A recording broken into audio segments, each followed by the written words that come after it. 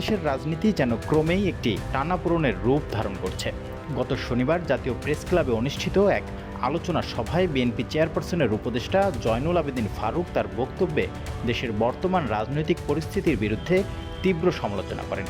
তিনি নাহিদ ইসলামকে উদ্দেশ্য করে বলেন, আপনারা গণপরিষদ বা উপজেলা এসব বাদ দিন এবং আপনারা যদি সত্যি জনপ্রিয়তা যাচাই করতে চান তাহলে গ্রামে গঞ্জে যান, সেখানে জনগণের সঙ্গে কথা বলুন। সংস্কারের কথা বলতে গিয়ে বিএনপি নেতা ফারুক নাহিদ ইসলামকে উদ্দেশ্য করে বলেন, নির্বাচনের তারিখ ঘোষণা হলে প্রার্থী দিন, সংসদে যান, সেখানেই হবে মূল সংস্কার।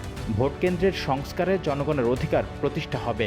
এমন নির্বাচন ব্যবস্থা তৈরি করতে হবে যেন শেখ হাসিনার মতো রাতে ভোট না হয়। ফারুক আরও বলেন, এই নোবেল বিজয়ীকে সরকারে বসিয়ে দিয়ে একটি নির্বাচনের প্রতীক্ষা করছেন। তখনই মঈনুদ্দিন ফখরুদ্দিনের মতো আরেকটা ষড়যন্ত্র মনে হয় শুরু হওয়ার পথে।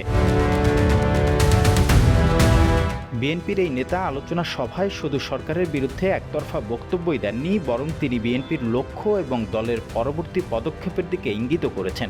তিনি বলেন, এই আন্দোলনকে হাজার হাজার মানুষ সহায়তা করেছে, তার কারণ শুধুমাত্র একটি, সেটি হলো নির্বাচন। শেখ হাসিনা যে নির্বাচন শব্দটি বাংলাদেশ থেকে মুছে দিয়েছে, সেই নির্বাচনের জন্য জীবন দিয়েছে খোকন মুগ্ধরা।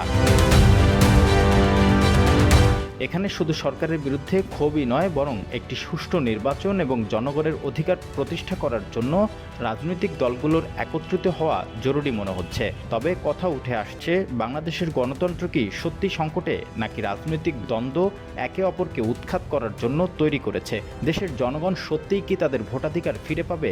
এই প্রশ্নগুলি ঘুরে ফিরে আসছে যখন নির্বাচনের সময়কাল ঘোষণা হতে পারে। বিএনপি নেতা ফারুক বলেন, বাংলাদেশের জনগণ তাদের ভোটের অধিকার ফিরে চায়। আমরা ৯১-এর মতো একটি সুষ্ঠু নির্বাচন চাই। জনগণ চাইছে সেই নির্বাচন যেখানে ভোট হবে দিনের আলোতে এবং মানুষ শান্তিপূর্ণভাবে তাদের ভোট দিতে পারবে। দেশের ভবিষ্যৎ নির্বাচন একটি নতুন রাজনৈতিক সংগ্রামের পথ খুলে দিতে পারে। নির্বাচনের পরিবেশের প্রতি জনগণের বিশ্বাস পুনরুদ্ধার কি সম্ভব? সে প্রশ্নের উত্তর হয়তো সময়ের মধ্যে উঠে আসবে। এটা কি সত্যি রাজনৈতিক ষড়যন্ত্রের অংশ? বাংলাদেশের জনগণের জন্য কি অপেক্ষা করছে আগামী নির্বাচনে?